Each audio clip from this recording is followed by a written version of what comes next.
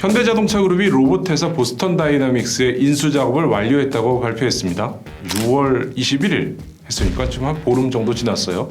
작년 12월 인수에 관한 계약을 체결하고 이후 나머지 작업이 완료됐다, 이런 뜻이죠.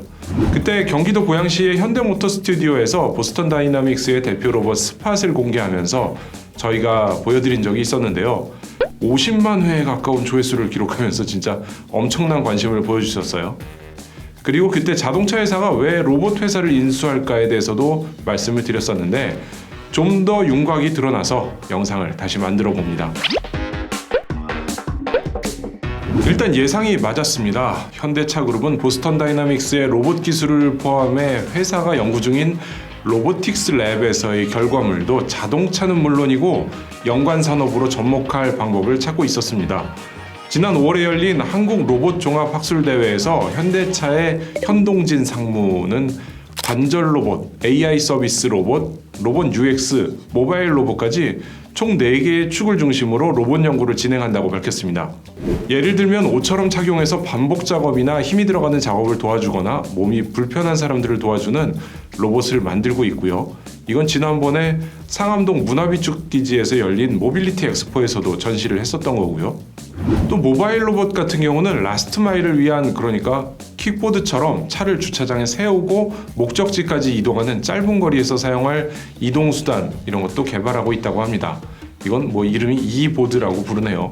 이외에도 배달 서비스용 로봇도 개발했고 비대면 서비스 로봇인 DALE, DALE라는 로봇도 공개를 했고요. 뿐만 아니라 전기차 충전기를 차에 꼽아주는 로봇도 개발을 하는데 딥러닝 방식으로, 그러니까 어느 지점에 충전구가 있다 이렇게 미리 알려준 게 아니라 로봇이 차를 인식하고 충전구가 어디 있는지, 이 차는 무슨 차인지 이런 걸 인식해서 충전기를 꼽아주는 그런 능력까지 갖춘 로봇을 만든다는 거예요. 일단 보스턴 다이나믹스 인수를 시작으로 현대차 그룹이 로봇에 대한 관심이 크게 알려지기 시작했는데 그 6개월 동안 아주 다양한 분야에서 로봇이 실제로 등장하기도 했고요. 계획을 발표하기도 했습니다. 그런데 보스턴 다이나믹스, 이 회사 인수 후에는 어떻게 바뀌었을까? 차분히 살펴보면 이런 게 좀 보이죠.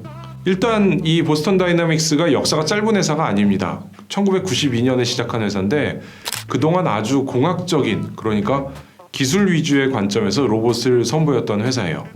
그것도 인간에 가장 가까운 동작을 하도록 만들면서 기술을 막 자랑을 하던 그런 회사죠. 그런데 이 회사가 현대차 그룹이 인수한 뒤로 상당히 감성적으로 변하고 있습니다. 가장 최근에는 BTS의 노래에 맞춰 춤추는 영상까지 등장을 했죠.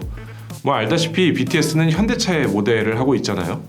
이걸 단순하게 현대차가 BTS의 인기와 한류 그리고 K-팝의 인기 이런 데에 더불어서 회사를 알리기 위한 방법이다 라고 해석하면 조금 아쉬운데요. 왜 그런지 설명해 드릴게요.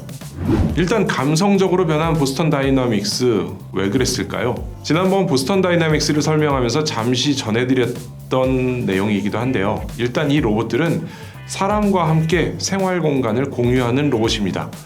그러니까 자동차를 만드는 로봇 팔이나 자동차 부품을 운반하는 로봇과는 전혀 다른 거죠. 이 로봇들은 자기만의 공간이 완벽하게 필요합니다. 로봇팔이 오작동을 일으키면 사람은 크게 다치거나 사망할 수도 있거든요. 그래서 로봇과 사람의 공간 공유는 상당히 중요하고 심각한 과제입니다. 보스턴 다이내믹스 로봇이 그 과제를 상당히 잘 풀어내고 있죠. 사람을 따라다니면서 비슷한 동작을 시행한다거나 사람이나 사물을 인식해서 상황에 맞춰 움직이는 장면은 지금의 산업 현장에서 볼 수 있는 반복 작업에 특화된 로봇, 이런 것들하고는 차원이 완전히 다릅니다.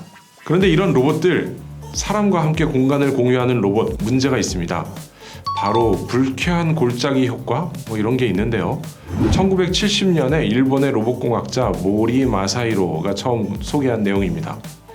이 이론에 따르면 사람들이 로봇에 대해 호감을 갖고 있다가 점점 이 로봇이 사람과 비슷한 모양과 행동을 하게 되면 강한 거부감을 느낀다는 거죠. 이 거부감이 어느 정도냐면은 의수나 시체 혹은 좀비에 대해서 느끼는 거부감 이런 것하고 맞먹을 정도라는 거예요. 이 로봇 스팟을 보고도 징그럽다 이렇게 생각하시는 분들이 계시다면 바로 그런 감정이 불쾌한 골짜기 효과인 거죠. 아마도 현대차 그룹은 이 점을 감안하고 있는 것 같아요. 보스턴 다이나믹스의 로봇들이 그동안 기술적 발전을 위해서 불쾌한 골짜기에 이르기 직전까지 달려왔다면 현대차 그룹은 이 로봇들을 이제 자동차와 실생활에 자연스럽게 연결을 해야 되고요. 사람들과 같은 공간을 공유하기 위해서 이미지 개선에 나선 거죠. 그래서 아주 즐거운 춤, 음악, 그리고 이런 걸 보여주는 과정에서 기술력을 살짝 뽐내는 거, 이런 게 필요한 겁니다. 앞으로 자동차 회사와 로봇은 자주 함께 나올 것으로 보이는데요. 혼다가 아시모를 개발해서 엄청난 기술 홍보 효과를 얻었던 방식, 이런 거를 초월해서 이제는 자동차 회사의 미래 청사진에 반드시 로봇이 들어가고 있으니까요. 신차 출시 외에도 신로봇 출시 이런 것도 이어질 걸로 보입니다. 그리고 자동차도 자율주행으로 향해 가면서 공간과 시간을 활용하는 방법에 대해서 고민을 시작했죠.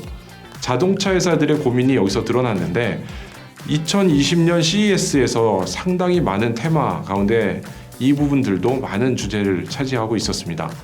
여기에 로봇이 더해지면서 사람의 공간을 공유하는 방법도 나오고 있으니까 현대차 그룹의 보스턴 다이나믹스 인수는 앞으로 우리 생활을 크게 바꿔줄 시작이 될지도 모르겠습니다. 잠시 로봇에 대한 소식 전해드렸고요.